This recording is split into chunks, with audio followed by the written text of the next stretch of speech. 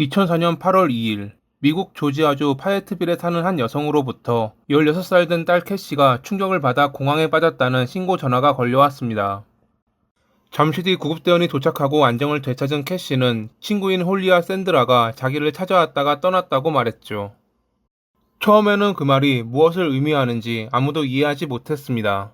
하지만 잠시 뒤 이어진 그녀의 말에 사람들은 모두 굳어버렸습니다.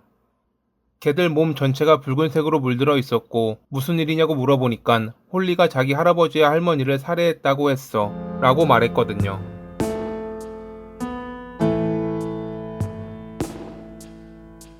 애틀랜타에서 남쪽으로 35km 떨어진 지역에 위치한 파예트빌은 인구 16,000명가량의 작은 도시로 대부분이 기독교인으로 이루어져 있습니다. 이곳에서 평생을 살아왔던 칼과 사라 부부는 유독 신앙심이 깊었는데 둘 사이에서 아이가 나오지 않자 입양을 선택했습니다. 그렇게 아들 케빈과 딸 칼라를 입양했고 두 아이들 역시 교회 공동체의 일원이 됐지만 케빈과는 다르게 칼라는 갈수록 반항적으로 변하며 교회를 나가지 않게 됐습니다. 고등학생이 되었을 때는 아예 나쁜 무리와 어울렸고 학교도 가지 않고 약을 하며 불량한 모습을 보였죠. 칼과 사라는 그녀를 되돌리려 했지만 오히려 반항이 더 거세지며 칼라는 제멋대로의 삶을 살았습니다. 자기와 비슷한 삶을 사는 남성을 만나 1989년 3월에는 오늘 이야기해드릴 나쁜 사람 중 한 명인 홀리를 낳았던 칼라. 남편과 헤어진 뒤 그녀는 홀리를 데리고 아버지의 집으로 돌아왔는데 정작 딸은 돌보지 않고 파티를 즐기기가 일쑤였습니다. 칼과 사라는 칼라를 나무랐고 성인이 되었으면 책임을 질 줄 알아야 한다며 그녀와 홀리를 내보냈죠. 하지만 여전히 그녀는 정신을 못 차리고 오빠인 케빈에게 의지하며 딸을 그의 집에 둔 채 밖으로 나돌아 다녔습니다. 몇 년 뒤 그녀는 한 남성과 만나며 그의 집으로 들어가 살았는데 갑자기 정신을 차렸는지 일을 하기 시작했고 그 모습에 기뻐하던 칼과 사라는 그녀가 일할 시간에는 손녀인 홀리를 돌봐주었습니다. 그들은 홀리가 그저 평범하게 자라길 바랐지만 그 어머니의 그 딸이라고 해야 될까요? 그녀 역시 칼라처럼 사춘기가 오자 나쁜 무리와 어울리며 약에 손을 댔습니다. 어떤 기사에선 그녀가 어린 나이에 남자들과 관계하고 돈을 받았다는 말도 있긴 하지만 이건 어디까지나 확인되지 않은 기사였습니다. 이 무렵 칼라 역시 일을 그만두고 다시 원래의 삶으로 돌아왔고 여러 범죄를 저지르다가 2001년에는 체포돼 5개월의 징역을 선고받았습니다. 변한 듯 했지만 사고를 치고 감옥에 들어간 딸, 반항적인 태도로 나쁜 무리와 어울리고 다니는 손녀. 칼과 사라로서는 정말 골치가 아팠을 것입니다. 그리고 홀리가 중학교에 들어갔을 무렵 그들의 마음을 더 심란하게 만드는 일이 생겼습니다. 그녀가 학교에서 만난 자기보다 한 살 많은 샌드라라는 여성과 사랑에 빠진 것입니다.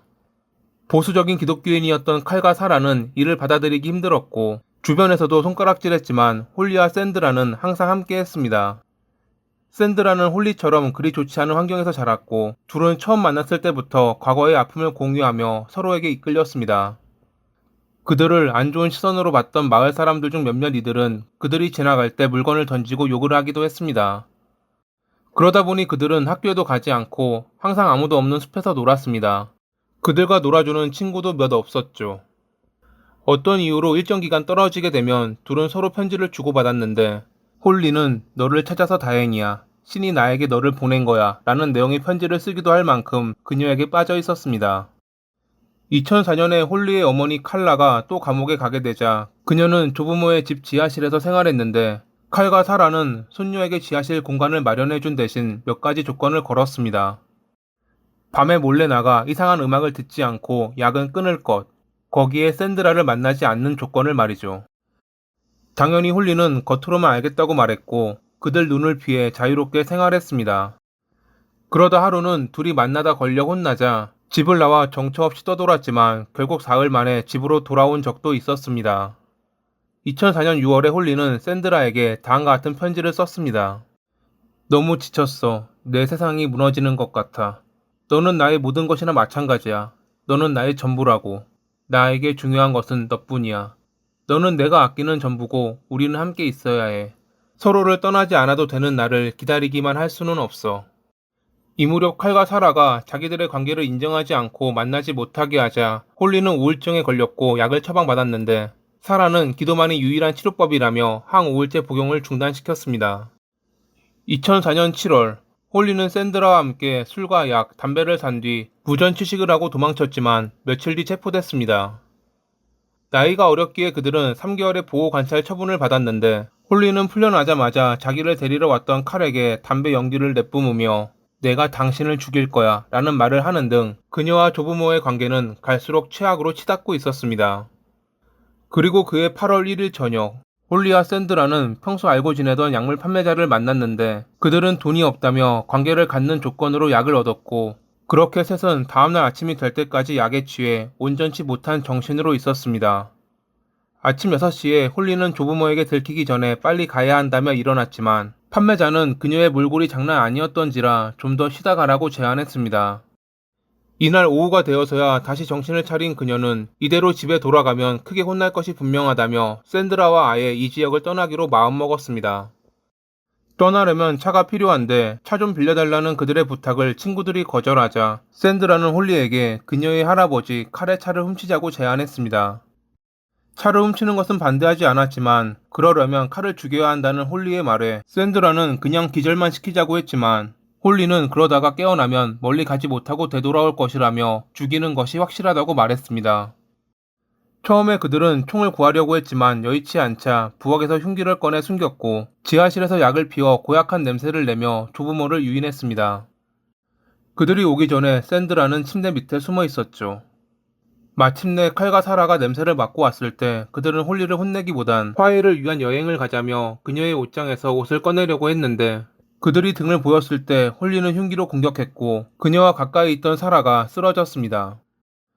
칼이 뒤늦게 저항하며 몸싸움이 벌어지자 홀리는 샌드라에게 도움을 청했는데 그 사이 칼은 그녀를 밀치고 계단을 올라갔습니다. 뒤쫓아 계단을 오른 홀리는 부엌에서 그를 살해했고 다시 지하실로 내려왔을 때는 샌드라가 사라를 마무리하고 있었다고 합니다. 그 뒤로 그들은 보석과 돈을 훔쳐 칼의 차를 타고 근처에 사는 친구의 집으로 갔고 더러워진 몸 좀 씻고 가겠다고 했지만 친구는 그들의 모습이 심상치 않아 안으로는 들어오지 못하게 했고 이걸로 닦으라며 수건을 건넸습니다. 몸에 묻은 피를 닦고 그들은 돌아갔지만 친구는 그대로 굳어버렸고 잠시 뒤 어머니의 신고로 구급대원이 오고 나서야 있었던 일을 말해주었습니다. 그녀의 증언을 들은 경찰은 칼과 사라가 많은 자상을 입고 살해된 것을 확인. 핸드폰 위치 추적을 통해 달아난 홀리와 샌드라를 쫓았고 다음날 조지아 해안의 한 가정집에서 그들을 체포할 수 있었습니다. 그들은 전날 해변에서 만난 남성들의 집에서 하루를 보냈는데 체포 당시 몸에 흉기를 숨긴 상태였다고 합니다. 신문 중 홀리는 자기와 샌드라의 사이를 갈라놓으려고 한 그들이 잘못이라며 앞서 있었던 범행에 대해서만 간단하게 말한 뒤 입을 다물었고 샌드라는 자신이 사라를 마무리했다는 홀리의 말은 거짓이며 찌른 것은 맞지만 마무리한 것은 그녀라 자긴 범행을 도왔을 뿐이라고 주장했습니다. 이 엇갈린 말에 대해서는 서로 주장이 확고해 밝히긴 어려워 보였죠. 검찰은 입을 다문 홀리보다 신문에 적극적인 태도로 임했던 샌드라를 회유했고 그녀는 재판에서 홀리에게 불리한 증언을 했습니다. 원래 고의적인 살인, 그것도 2명이나 살해했을 경우 사형까지도 고려해 볼 수 있지만 범행 당시 둘의 나이가 어렸던 점을 지적하며 재판부는 범행의 주범인 홀리에게는 20년 뒤 가석방 가능한 종신형을, 샌드라에게는 14년 뒤 가석방 가능한 종신형을 선고했습니다. 재판이 끝난 뒤 초반에 둘은 자주 편지를 썼지만 요즘은 거의 왕래가 없다고 합니다.